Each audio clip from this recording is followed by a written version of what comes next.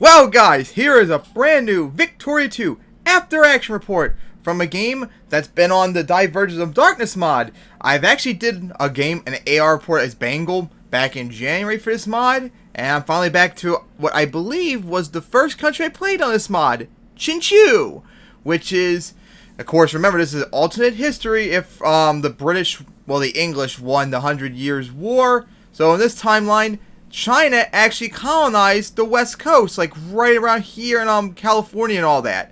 And that became Qingqui when they broke away.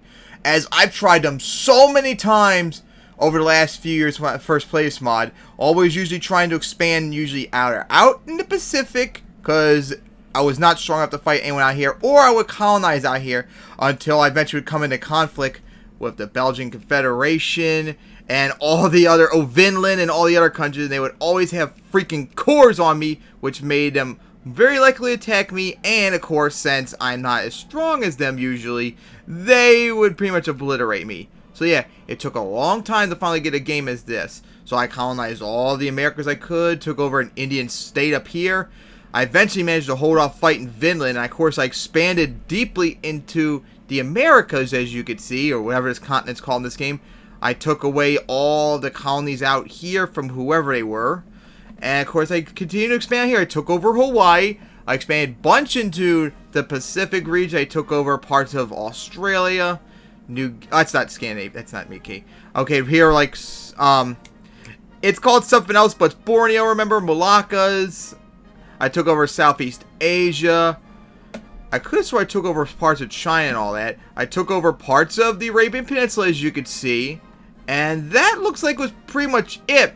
And then, of course, just like at the end of the Bengal game, I guess this game allows you to do massive, country conquest, because I went to work on it just like on the Bengal game, and I took over all of this part of Iran, all the way into freaking Russia. I took over Muscovy.